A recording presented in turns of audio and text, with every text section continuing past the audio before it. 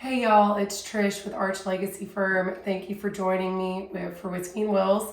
And today I'm going to talk about something that is very much on my mind.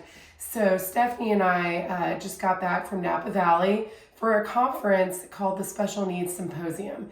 And we were there really to learn, other than to drink a good bit of wine, we were there to learn a lot more about special needs trust and working with special needs families, something that is very near and dear to my heart. So I want to talk to y'all a little bit more about what exactly special needs planning is and what makes it so different than planning for other types of families. So for special needs or differently abled kids or anything like that, if you have someone in your family that you love, that you are in charge of, that you are their guardian, that you protect them, that you take care of them, and they are differently abled, you want to make sure that your estate plan is set up just a little bit different.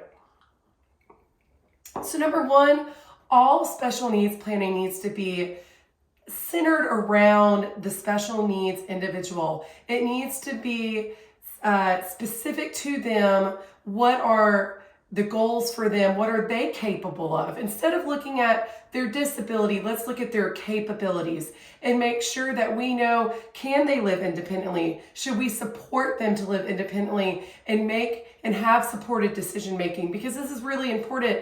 We want to encourage and support our families to do that if able. If their special needs loved one is able of being independent of any type, and it's going to look different for everybody, we want to make sure that we encourage that independence as much as we possibly can. So every plan needs to be solely centered on the individual and what their exact capabilities are in life. So a lot of people have heard of a letter of intent, but what exactly is a letter of intent? Every special needs plan, every life plan for a special needs individual definitely needs to include a letter of intent. A letter of intent is going to basically help anybody else understand what the needs of your child are if you're not there to raise them. So what does a day in their life look like? What are their capabilities? What do you love about your child? What does their plan look like? Where are all their documents and their medical records?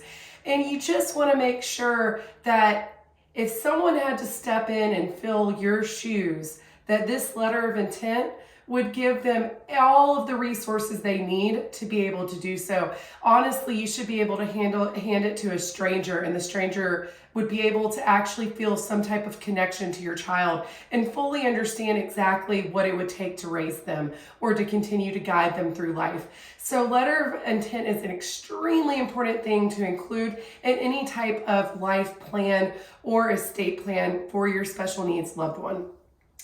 Now, what we really work with in estate planning, what the documents that we're going to actually draft is going to be most likely a special needs trust, otherwise known as a supplemental needs trust.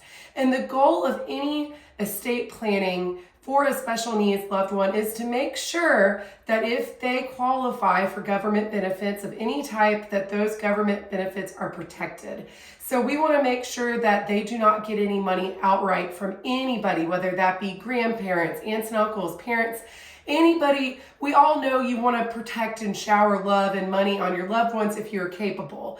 But the main thing to remember with special needs and disabilities are that once a child reaches the age of 18, they could potentially qualify for Social Security income, SSI. And we want to make sure that if possible, they can continue to qualify for that. And so we want to make sure no inheritances come to them. And some of the things that are not included in Social Security income are going to be houses and cars and things like that. So we want to make sure that a special needs trust is set up to ensure that your loved one lives comfortably and is very well supported, but that they continue to get any government benefits that they may get.